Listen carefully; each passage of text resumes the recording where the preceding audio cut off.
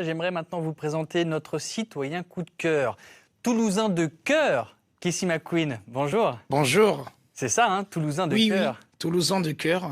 Et oui, parce que vous êtes né dans les Caraïbes, à Sainte-Lucie. À Sainte-Lucie, exactement. Oh là là, je pense qu'il faut nous faire rêver là, Casey.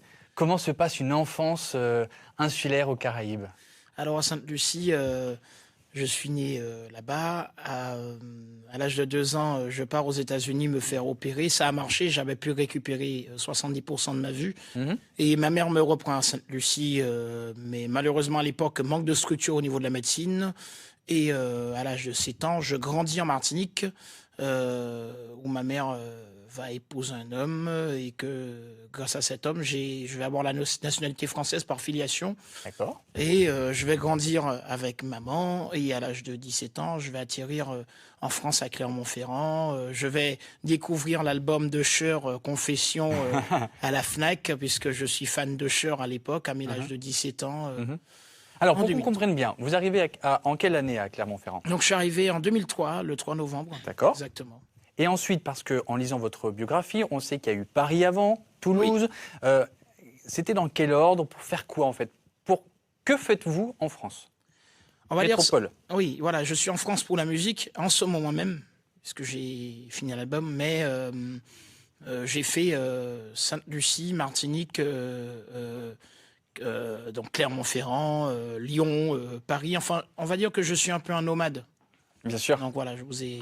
Et comment un nomade parvient-il à percer dans la musique? Alors, pour que vous soyez un exemple pour celles et ceux qui nous regardent, qui aimeraient faire comme vous, peut-être. Alors, en 2017, quand je suis arrivé en France, puisque je suis parti en Martinique, en fait, il faut savoir que je suis arrivé à Clermont-Ferrand en 2003. En 2008, je suis parti à Lyon pour faire une formation de praticien bien-être. Et c'est en 2009, lors d'un voyage dans un train, je chante. Et la vidéo a fait buzz sur Internet. Vous rentrez dans le train, enfin vous voyagez à bord du train. Pendant le voyage, voilà, dans un TGV, je chante, je fais, vous allez le voir. Et ça a fait le buzz. Et puis après, en 2011... Alors là, vous décidez peut-être de faire des vidéos sur YouTube? Non? À ce moment-là? Non, c'est à ce moment-là, non. Non, pas encore, d'accord. C'est en 2017 que j'ai eu ce déclic. D'accord. Parce que après avoir eu plusieurs cours de chant en Martinique. D'accord. Et donc là, après, vous montez à Paris, vous chantez dans le métro, et là, vous faites la rencontre. Alors, je vais à Paris. Alors, en 2017, j'achète du matériel, je chante dans la rue, histoire de me faire opérer par un producteur, dans l'espoir. Et Driss passait par là à ce moment-là. Le producteur. Voilà, le producteur. Et il s'approche de moi, il m'invite par la suite dans une avant-première à Toulouse.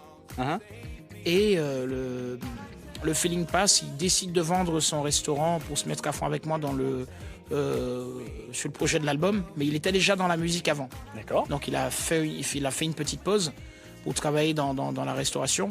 Et puis quand il a vendu son resto, quand il m'a entendu, il a eu l'amour pour la musique. Coup de cœur. Et je pense qu'on va tous avoir le coup de cœur après avoir entendu les chansons que vous nous avez confiées. Et d'ailleurs, on en a entendu un petit peu tout à l'heure. Et alors, puisqu'on parle de métro, des rues à Toulouse également, voilà, vous avez fait carton plein dans les rues à Toulouse. À chaque fois, tout le monde vous regarde, tout le monde vous acclame. Est-ce que pendant le confinement aussi, vous vous êtes mis à chanter? Oui, justement, j'ai fait une petite vidéo pour le personnel soignant, blouse blanche. Oui, tout ce qui travaillait pendant le confinement, quoi. Chauffeur, livreur, gendarme, policier, CRS, enfin, agriculteur, et j'en passe.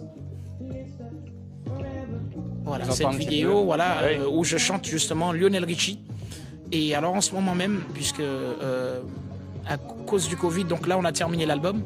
Très bien. On a terminé l'album et en fait on devait avoir justement cet été pas mal de tournées en Europe.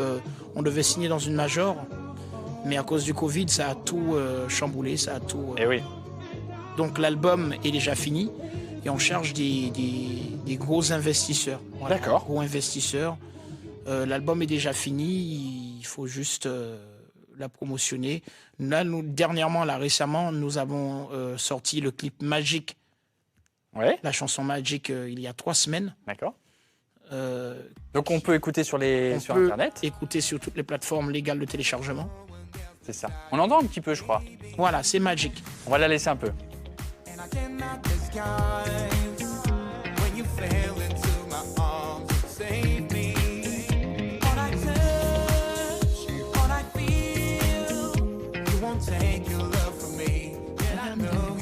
Tout le monde bouge sur ce plateau. Derrière, devant les caméras, tout le monde bouge, Kessie. Tout le monde bouge. Donc l'album qui va sortir bientôt, et puis on espère des salles de spectacle. Oui, et puis surtout un investisseur pour sortir l'album, puisqu'il est déjà là. Et oui. Il est déjà... et qu'il est prêt. Pas en physique, mais il est déjà prêt. Mais pour terminer de la sortir, il nous faut un gros investisseur. Bien sûr, bien sûr. Ben, c'est tout ce qu'on vous souhaite, que ce soit les téléspectateurs qui nous regardent ou peut-être ceux qui pourraient nous voir en replay. N'hésitez pas à nous contacter, bien entendu, ou à contacter directement Kessie via les réseaux sociaux, je suppose. Vous êtes partout, de toute façon. Oui, Facebook, oui. Instagram et YouTube, KE2SY, plus loin MAC, plus loin QUEEN, Kessie McQueen. Parfait, merci beaucoup. Et je crois que vous nous réservez une belle petite surprise parce qu'on conclura l'émission en chant. On ne peut pas passer à côté, évidemment. Vous faites ça tout à l'heure ? Je vais le faire. Ah, super. Merci, Kessie. Et longue et belle route à vous, en tout cas. Et on vous souhaite que du bonheur. Merci d'être passé par ce plateau et à votre